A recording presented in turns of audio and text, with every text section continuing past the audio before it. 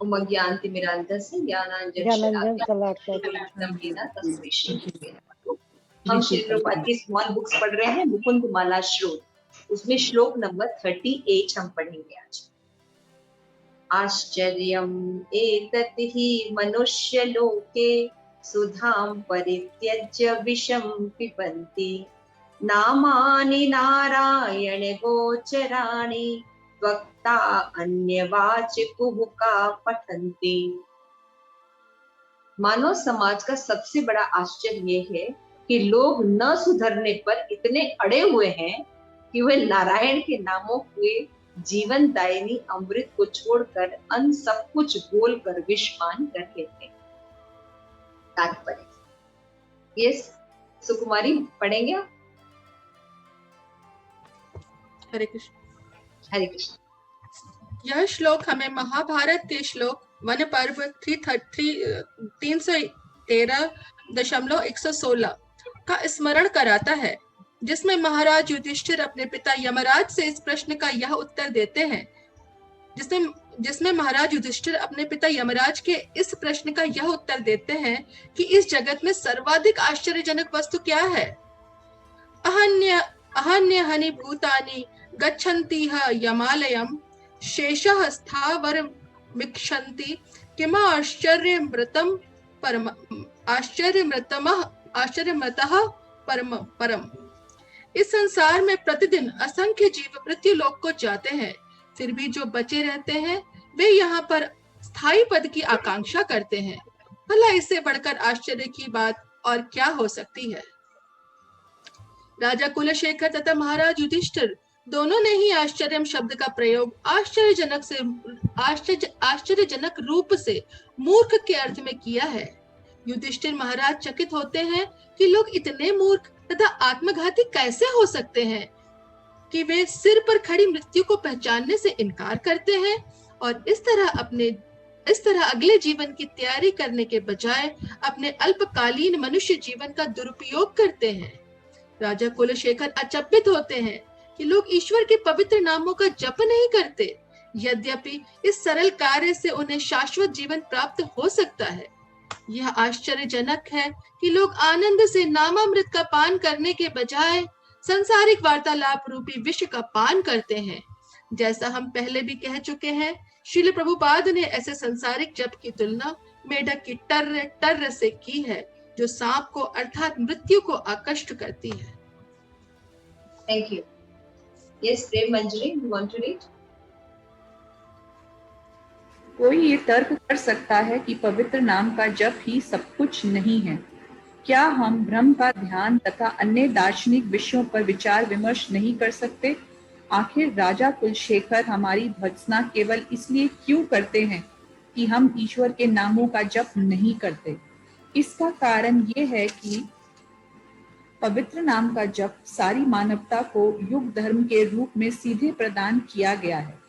योग, ध्यान जैसी आध्यात्मिक विधियां विगत युगों के लिए संस्तुत की गई थी जब परिस्थिति अधिक अनुकूल थी।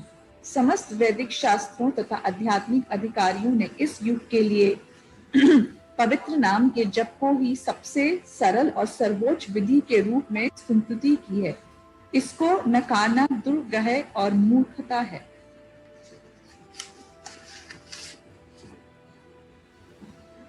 माता जी। यस पढ़िए। और कोई पढ़ेगा? पढ़ लीजिए। अदिति माता जी। अदिति माता जी पढ़ेंगे आप? हाँ जी माता जी। 1970 में जब कृष्ण भावनामृत आंदोलन के भक्तगण बर्कले कैलिफोर्निया में प्रतिदिन हरिनाम का कीर्तन करते थे, तो कैलिफोर्निया विश्वविद्यालय के दर्शन शास्त्र तथा दक्षिण एशियाई भाषाओं के प्रोफेसर डॉक्टर J.F.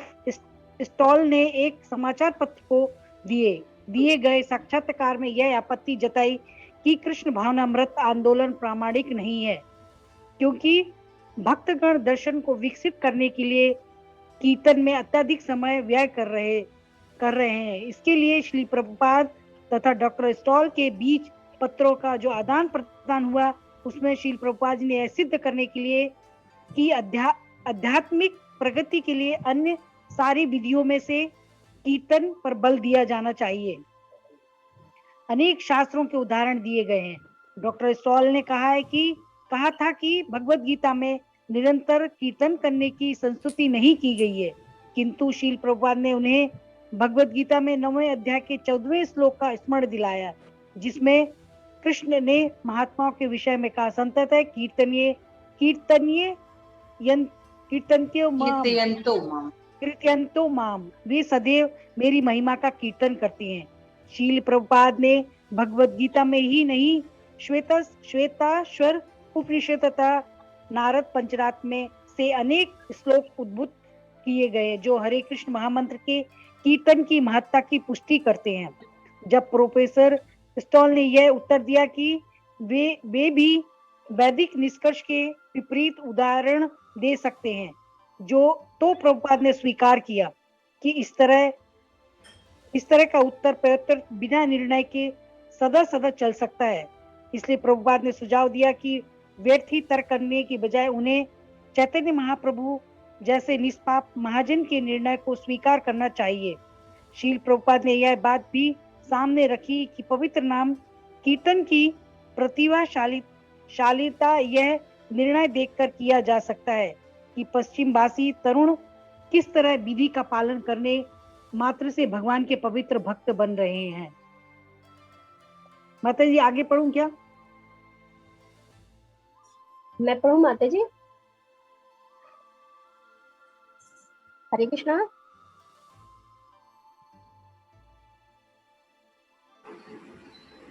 माता जी अनम्यूट कर लीजिए आप अपने आप को। हरे कृष्णा। अहेति की सेवा पढ़ो। माता जी आगे पढ़ूं? Yes yes. यदि दिव्य विषयों पर कल्पना परस्त विवेचना पवित्र नाम कीर्तन से कम महत्वपूर्ण हो सकती है, तो फिर संसारी हरे कृष्ण माता जी, अहेतु की सेवा आप पढ़ो। हरे कृष्ण माता जी। हाँ पढ़िए माता जी। यदि दिव्य विषयों पर कल्पना परस्त विवेचना पवित्र नाम कीर्तन से कम महत्वपूर्ण हो सकती है, तो फिर सांसारी वार्तालाप तो सर्वथा व्यर्थ है। दुर्भाग्यवश अधिकांश लोगों को पता ही नहीं है कि मनुष्य जीवन का लक्ष्य जन्म मृत्यु से मुक्ति पाना है। इसलिए वे सुबह से लेकर शाम तक खुद को मुक्ति से सर्वथा अप्रासंगिक गपशप में लगे रहने में कोई बुराई नहीं मानते। आचार्यगण उन्हें इस प्रकार से अपने जीवन को व्यर्थ गंवाने की मूर्खता के बारे में असंख्य बार चेतावनी देते रहते हैं, और भौतिक प्रकृति भी उन्हें कड़ी चेतावनी देती रहती है कि यहाँ पर स्थायी सुख की खोज करना स्वप्नवत है। किंतु आश्चर्य की बात तो यह है कि लोग अपनी मरणशीलता की उपेक्षा करके सांसारिक वार्तालाप रूपी घातक विष के लिए पवित्र नामों रूपी जीवन प्रद अमृत को लेने से इनकार करते हैं। श्री प्रभुपाद की आज का जो थैंक यू सो मच आप सभी को रीडिंग करने के लिए। तो आज का ये जो श्लोक है ये बहुत ही इम्पोर्टेंट और बहुत ही सिंपल श्लोक। पिछले श्लोक में राजा जो कुलशेखर हैं, जो कि एक महान वैष्णव है, उन्होंने बताया, आपने पीछे श्लोक देखे होंगे कि हमें भगवान के नाम की, भगवान के धाम की, इन सब की, इस गुण की, लीला की, इनका नाम लेना चाहिए, इनका स्मरण करना चाहिए। क्यों? क्योंकि जो शरीर है ये आज सुंदर है, कल निश्चित ही इसकी जो जोड़ है ये जो है ऐंठ जाएगी और विकृत हो जाए। और हम मूर्खों की तरह किस दवा की मांग कर रहे हैं? कौन ठीक कर पाएगा इसको? कोई आज तक ठीक कर पाया है क्या मृत्यु को? कोई भी मृत्यु को ठीक नहीं कर सकता। मृत्यु को केवल भगवान कृष्ण के रसायन पान से ही मुक्ति मिल सकती। हम जो फंसे हुए हैं इस जगत में इसलिए फंसे हैं क्योंकि हम भगवान कृष्ण का नाम नहीं लेते, बल्कि माया में फंसे। जब हम भगवान का नाम लेते हैं तो जीव जो है वो सुखी हो सकते, मुक्त हो सकते। तो यहाँ पे राजा कुलशेखर जो है कहते हैं कि इतनी महिमा बताई जा रही, हर शास्त्र में बता रहे हैं, हर साधु संत ये बात बता रहे हैं, लेकिन कितना आश्चर्य है कि लोगों को ये बात समझ में नहीं आ रही। लोगों को पता नहीं चल रहा है कि उनको नारायण और कृष्ण का नाम लेना चाहिए, जो कि अमृत के समान है। उसको छोड़कर लोग विष और माया का पान कर रहे हैं। नरोत्तम दास ठाकुर भी कहते ना, जानिया सुनिया विष खाई। रतन दास ठाकुर कहते हैं मुझे पता है कि ये जो विषय है, ये जो भोग विलास है, ये विष के समान है ना। भगवत गीता में बताया गया है कि सुख जो होते हैं 3 प्रकार के, एक होते हैं सतोगुणी, दूसरा होता है रजोगुणी और तीसरे होते हैं तमोगुणी। तो अहेतु की माता जी, सतोगुणी सुख क्या होता है, क्या लक्षण? सतोगुणी सुख में माता जी आदमी मतलब भगवान के करीब ज्यादा, मतलब भगवान के नाम को सुनना चाहता है, प्रचार करना चाहता है, और मतलब उसकी जो बुद्धि है वो मतलब सात्विक हो चुकी होती है, और उसका खान पान भी सात्विक हो चुका होता है। ओके, प्रेम मंजरी, सात्विक सुख। सात्विक सुख पहले विष के समान लगता है और बाद में फिर ये अमृत के तुल्य लगता है, सात्विक। और राजस okay, thank you so much. सात्विक सुख जब हम उसको शुरू करते हैं तो वो सुख विष के समान। सुबह 4 बजे उठना कैसा लगता है? विष के समान। हमें किसी होटल में नहीं खाना, हमें घर का ही बना हुआ खाना है, विष के समान है ना। हमें हरि नाम लेना है, विष के समान है। अरे कब होगी बात, लेकिन इसका जो रिजल्ट होता है वो अमृत के समान। अगर हम सुबह उठते हैं तो न केवल बहुत सी बीमारियों से बच जाते हैं, बल्कि हम मेडिटेशन में कृष्ण नाम लेते हैं, यानी मनुष्य जीवन का उपयोग करते हैं। तो प्रारंभ में जो सात्विक सुख होता है जो हम ग्रहण करते हैं वो विष के समान, लेकिन रिजल्ट वो अमृत के समान। ओके, तो रजोगुणी जो सुख है वो कैसा होता है? यस, नरसिंह स्तुति। ओके, सुकुमारी ललिता, रजोगुणी सुख कैसा होता है Sukumari Lalita? Are you there? Okay, Prem Padmini. Hare Krishna. Hare Krishna. रजोगुणी सुख में व्यक्ति मोर मतलब ज्यादा भोगने की आकांक्षा करता है हर समय, कि वो कैसे ज्यादा से ज्यादा इस भौतिक संसार का भोग करे। मोर मतलब बहुत ही ज्यादा भोगी प्रवृत्ति होती है। रजोगुणी सुख में क्या होता है? और कौन पढ़ाई लिखाई किया है? आज नंदी मुखी माता जी ने। मैं बताऊं माता जी? हाँ, यस, कौन बोल रहे हैं? मैं ही बोल रही हूँ, चंदना। हाँ, प्लीज बोलिए। माता जी, रजोगुणी सुख शुरू में तो वो बिल्कुल अमृत जैसे लगेगा, लेकिन बाद में वो विष की तरह। यस, चंदना माता जी, वेरी राइट। हमारे भक्ति शास्त्री स्टूडेंट फेल हो गए। तो जो रजोगुणी सुख होता है वो प्रारंभ में अमृत के समान है ना। अभी आपको बर्गर खाना हो, बहुत अच्छा लगे, चीज बर्गर खाना हो और भी चीजें खानी हो, तो क्या लगती है? सुबह देर से उठना, चाय पीना, है ना, ये सब क्या लगता है? टीवी देखना, मॉल जाना, डिस्को डांस में जाना, पार्टीज करना, सुख लगता है, इमीडिएट सुख लगता है। लेकिन इन सब का जो रिजल्ट होता है, एंड होता है, वो विष के समान। ओके, ध्यान से पढ़ा कीजिए आप लोग। अभी थोड़ा सा बहुत इंपॉर्टेंट है ये सब चीज पढ़ना। तो सुख जो होता है, रजोगुणी सुख ये होता है, और तमोगुणी सुख क्या होता है? एनीवन? यस, प्रेम मंजरी। वो शुरुआत से लेके अंत तक विषी होता है। विषी होता है। तमोगुणी सुख में वो शुरू भी होता है तो विष होता है, उसका रिजल्ट भी बिल्कुल बेकार है ना। लोग जो उल्टे सीधे कार्य करते हैं, मीठी पीठी करते हैं और भी गलत चीजें करते हैं, है ना, ब्लू फिल्म्स वगैरह देखते हैं, तो उनका क्या होता है? वो होता भी मतलब आप सिगरेट स्मोक कीजिए तो सिगरेट पीने में बहुत प्लेजेंट नहीं होता, बहुत अजीब लगता है, तो वो लेने में, इनटेक करने में भी विष के समान होता है, और रिजल्ट तो कैंसर होता ही। ओके, तो ये हुआ तमोगुणी सुख। तो ये 3 प्रकार के सुख होते हैं जिसका वर्णन भगवत गीता में बताया गया है, सतोगुणी, रजोगुणी और तमोगुणी।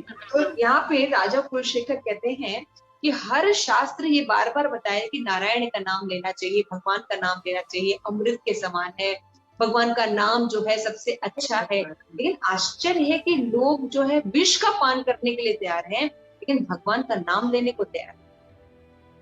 तो यहाँ पे महाभारत में भी सेम श्लोक जो है बोला गया है, राजा युधिष्ठिर ने बोला कि अहयनि भूतानि गच्छन्ति यम आलयम शेषा स्थानमिच्छन्ति किम आश्चर्यमतम्, कि लोग प्रतिदिन मृत्यु हो रही है लोगों, और हम देख रहे हैं शमशान घाट भी है, हमारे परिवार में लोगों की मृत्यु होती है, लेकिन हमें क्या लगता है हमारी मृत्यु नहीं होगी, हम नहीं मरेंगे, हम अमर हैं, हमें रोग नहीं होगा। कोरोना वायरस सबको होगा लेकिन हमें नहीं होगा इसलिए हमें कोई प्रिकॉशन लेने की कोई जरूरत नहीं है, क्योंकि हम तो हरि नाम दे रहे हैं आराम से, है ना। तो ये सब मिथ धारणाओं में आप लोग मत पड़िए। इसीलिए गुरु महाराज ने जब एक जपा टॉक किया था तो उसमें बताया था devotees prayers and doctor cares and devotee prayers, है ना, कि हमें डॉक्टर की भी केयर की जरूरत है और डिवोटीज के प्रेयर्स की भी जरूरत, दोनों चीजें चाहिए। तो हमें ज्ञान, विद्या और अविद्या दोनों को लेना है ताकि हम अमरत्व को प्राप्त कर सकें। तो राजा कुलशेखर यहाँ कह रहे कि मानव समाज में इतना बड़ा आश्चर्य, इतना बार बार बताया जा रहा है कि भगवान को देखिए, भगवान की कथा सुनिए, गुणगान कीजिए, लेकिन लोग यहाँ लगे हुए हैं दिन रात विश्वपान में, माया में लगे, माया की चीजों को करते, उसी के ज्ञान में लगे, है ना। जैसे कि अभी एक बहुत बड़ा आप लोग ने देखा होगा कि एक बालक है विदेश में जो बहुत ही ज्यादा इंटेलेक्चुअल है, और वो कहता है कि वो पहले मंगल पर रहता था, लेकिन अभी उसका जन्म हुआ है और मंगल ग्रह जो है वो क्रश हो चुका है, क्योंकि लोग आपस में ही लड़े और बहुत ही एलिवेटेड थे और सारा वो मंगल ग्रह खराब हो गया, और हम लोग जो है पृथ्वी पर बर्थ लिए हैं, और हमारे जैसे और भी बहुत से लोग हैं। तो वो बोलता है कि हमारी जो स्पेसशिप थी वो कहाँ लैंड करती थी, जो पिरामिड है ना, पिरामिड सुना है आप लोगों ने ना, पिरामिड जो है वहां के जो टॉप मोस्ट लॉक है उस पर वो वहां पे कुछ है, वहां पे हम लोग वहां पे स्पेसशिप लैंड करते थे, और भी बहुत से सीक्रेट हैं। तो अब लोग जो है वो पिरामिड में ही खुदाई करने में, उसमें क्या रहस्य है उसके जानने में, और इस रहस्य बाकी दुनिया में करने में लगे। भगवत गीता का ज्ञान सीधे सीधे दिया गया है और भगवत गीता में प्लैनेटरी सिस्टम के बारे में बिल्कुल बताया गया कि कितने भुवन होते हैं, कितने प्लैनेट्स होते हैं। श्रीमद् भागवतम में पूरा डिटेल दिया हुआ है, भगवान सब कुछ बता रहे हैं, लेकिन हम उनको स्वीकार नहीं करते हैं। सब आप कभी भी पीछे पड़िए, अगर किसी भी नदी का उत्पत्ति हुआ है तो हम देखते हैं किसी ने तपस्या की थी तो उत्पन्न हुए, कोई औषधि उत्पन्न हुई है, कोई चीज हुआ है, उसको भगवान से लोगों ने मांगा है तब इस पृथ्वी पर उत्पन्न हुए। ऐसी कथाएं सुनी आप लोगों ने? रेज हैंड करिए, सारे लोगों ने सुनी है। अयोध्या की सेवा और नरसिंह की स्तुति ने नहीं सुनी ऐसी, है ना। गंगा दशहरा में गंगा जी कैसे उतरी हैं, हाथ रेज कर दिए प्लीज। हाँ, थैंक यू सो मच। ऐसे मुझे पता चलता है कि आप लोग सुन रहे हैं और ध्यान पूर्वक सुन रहे हैं। एटलीस्ट एक पॉइंट तो आप लेके जाइए। तो हम बार बार सुन रहे हैं अपनी कथाओं में, पौराणिक कथाओं में, कि हमें कुछ चाहिए। ध्रुव महाराज को ध्रुव लोक चाहिए, तो उन्होंने भगवान से तपस्या की, तब प्राप्त किया। लेकिन हम जो है खुद ही क्रिएट करना चाहते हैं, हम खुद ही चांद पर पहुंचना चाहते हैं, हम खुद ही मंगल पर पहुंचना चाहते हैं, और वहां जाके शिल प्रपात कहते हैं अमेरिका अपना झंडा लगाना चाहता है, रशियन अपना झंडा लगाना चाहता है कि ये चांद मेरा है, ये मंगल ग्रह मेरा है, क्योंकि इसकी खोज मैंने की। तो ये तो विडंबना है। हम कहाँ से हैं, हमारा क्या एग्जिस्टेंस है, हम क्यों दुख भोग रहे हैं, ये चिंता करने की जरूरत नहीं है। हमें चांद पे जरूर जाना है, उसमें अरबों रुपए दिन भर खर्च करने, हमें दिन भर पिरामिड कब्रों की खोद करनी है और देखना है कि कैसे मरे थे। एक लेसन लेना चाहिए कि पिरामिड वाले ये सोचते थे कि उनके लोग इतनी तरक्की कर चुके हैं कि अब मृत्यु पर भी वो विजय हासिल कर पाएंगे थोड़े ही दिनों में। तो उन लोगों ने मरने से पहले अपने जितने भी सैनिक थे, जितने भी ज्वेलरीज थी, वो थी सारी चीजें एक साथ दफन किए कि हमको जब जिंदा कर देंगे ये लोग, हमारे सैनिक दास दासियां सब इकट्ठे, हम लोग जिंदा होके फिर ऐश करेंगे। लेकिन आज इतने 1000 साल बाद भी हुआ नहीं। तो ये तो उल्लू बनाने वाली चीज है। तो चलिए, वो तो पिरामिड के समय हुई थी।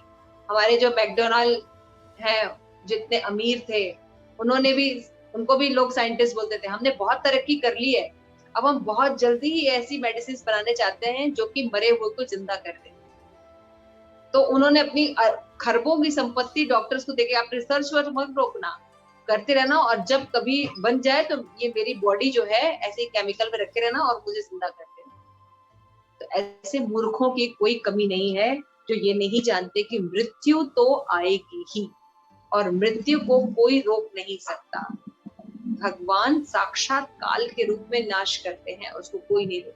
तो ऐसे मूर्ख लोगों के बीच में हम रहते हैं, उनकी बताई गई शिक्षाओं को हम पढ़ते हैं और भगवान की भगवत गीता पर विश्वास नहीं, ये कह रहे हैं, है ना।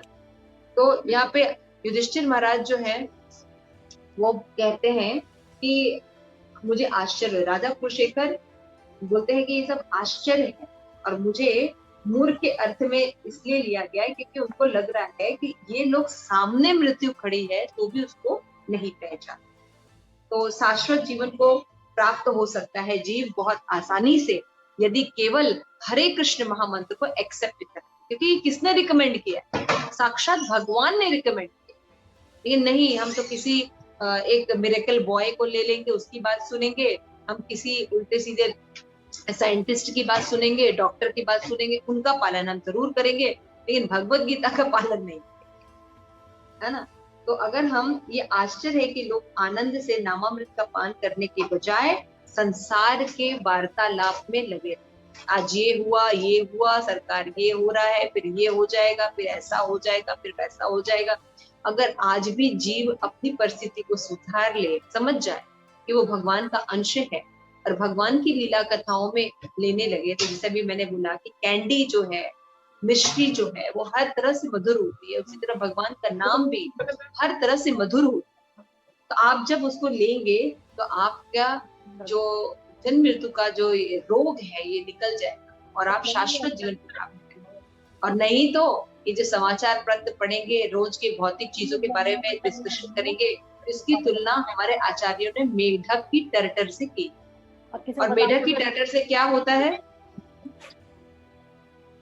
मेढक की टर्टर से क्या होता है? What is the result of मृत्यु को बुलावा दे, हाँ, मृत्यु को बुलावा देते हैं।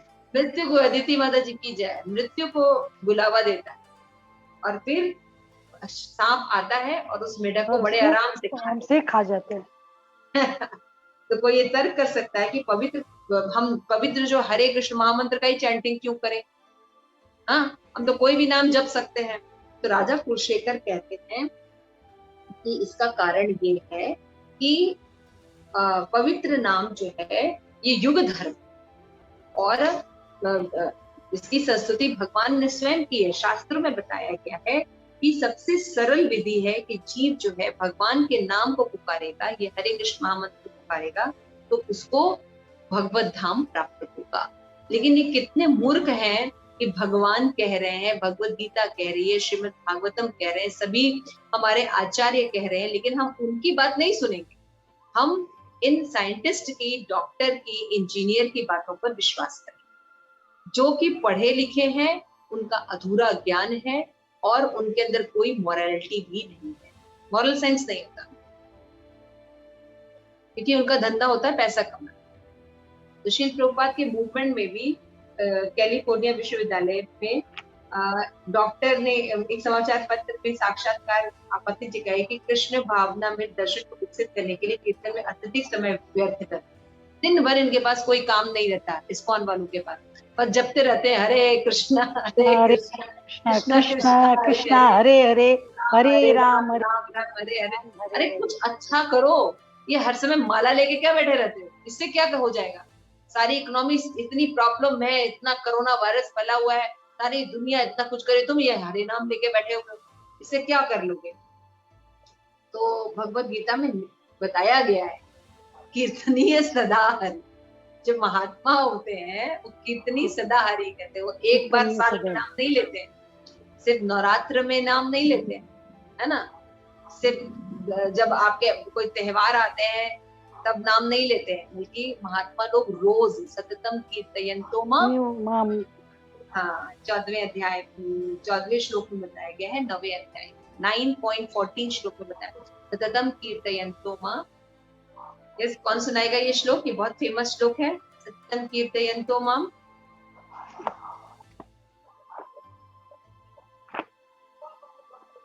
किसी को याद है ये श्लोक? सततम कीर्तयन्तो मां ये जना परिपास्यते। आया श्लोक? आया समझ में? ठीक है, आप लोग ये श्लोक जरा लर्न करिएगा तो प्लीज ना। आप लोगों का बुरा हाल है, क्या होगा आप लोग? ये सब बहुत इंपॉर्टेंट श्लोक है। 9.14 is your homework. Bhagavad Gita के 9वें अध्याय का 14 श्लोक आपको लर्न करना। सततम कीर्तयन्तो मां, और कोई ये नहीं कहेगा कि मैंने नहीं की, प्लीज। माता जी ये तेषाम सतत युक्ता नाम वाला है 9.14 9वें अध्याय का 14वां श्लोक।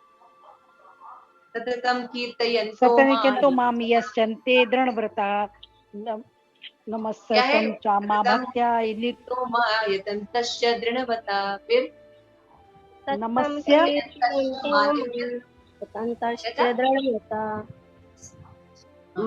सुनाओ माता जी।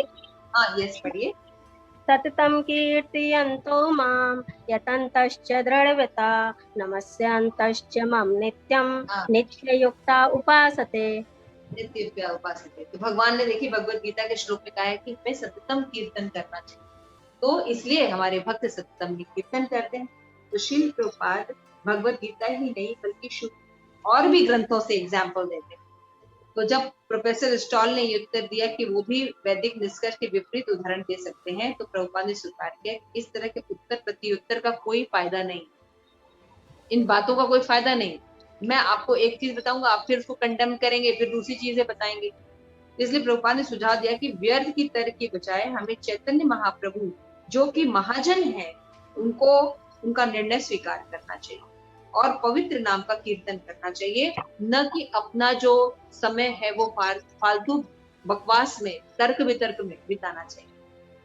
इसलिए जो हरि कृष्ण महामंत्र है ये कलयुग का धर्म है, युग धर्म है, और इसको हमें चुपचाप अपनाना चाहिए, न कि तर्क वितर्क करके समय वेस्ट करना चाहिए।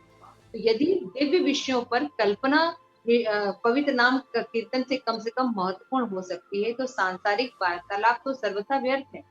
लेकिन अधिकांश लोग जो है जन्म मृत्यु के चक्र से मुक्ति पाना ही नहीं चाहते। उनके जीवन का लक्ष्य रोटी कपड़ा और मकान, धन कमाना।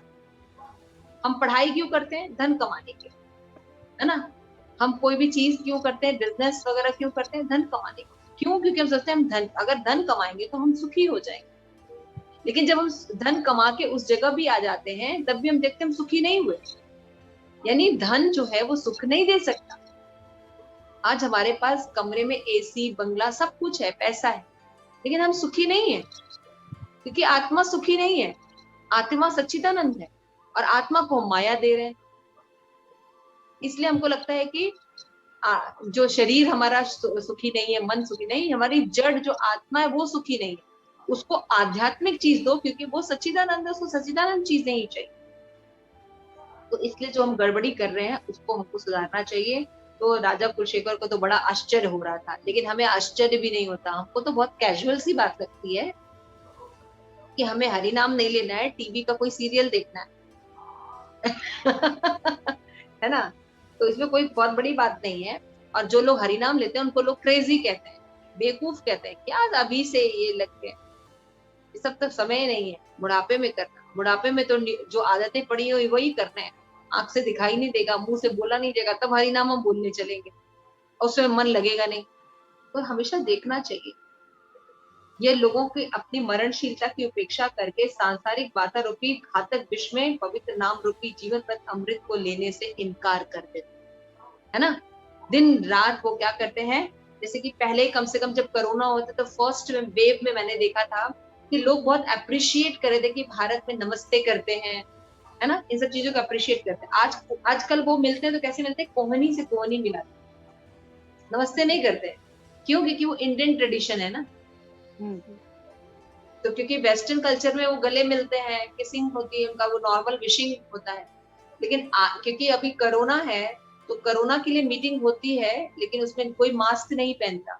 और पहले लोग नमस्ते करना शुरू किए थे, आपने देखा होगा। लेकिन क्योंकि वो इंडियन ट्रेडिशन है तो इंडियन ट्रेडिशन को ज्यादा इंपॉर्टेंट देने लगे, तो फिर अमेरिकन लोग क्या करेंगे, कोहनी से कोहनी मिलाते हैं। तो ये होता है विषपान करना, लेकिन सही एटीट्यूड नहीं एक्सेप्ट करना, है ना, समझ गए। तो ऐसे मूर्ख लोगों के बीच में हम रहते हैं। राजा कुलशेखर को आश्चर्य कि सीधी बात नहीं बताई जाती, लेकिन पिरामिड खोज के हम उसको पता नहीं क्या लिंक टूटा हुआ है उसको जोड़ने की कोशिश करते हैं। सामने भगवत गीता रखी है, श्रीमद् भागवतम रखा है, वो नहीं पढ़ेंगे, हम हिमालय जाएंगे। हिमालय जाके तपस्या करेंगे, हम योग करेंगे। नहीं जी, हम हिमालय भी नहीं जाएंगे, हम तो अपने से बुक पढ़ेंगे, ज्ञान योग में लग जाएंगे। अरे सामने बुक रखी है, सामने भक्त है, सामने गुरु है, आप पढ़िए, ठीक है। तो राजा कुलशेखर को तो आश्चर्य हो रहा था, तो हमें भी आश्चर्य होना चाहिए, न कि एक पार्ट ऑफ लाइफ दिखना चाहिए, है ना। तो हमें इन बातों का ध्यान रखना चाहिए कि विषपान नहीं करना है, अमृतपान करना। तो थैंक यू सो मच। अगर किसी को कोई पॉइंट ऐड करनी है या कोई पॉइंट अच्छा लगा वो भी रिपीट कर सकता है, या कोई अपनी बात ऐड करनी है तो वो भी कर सकता है।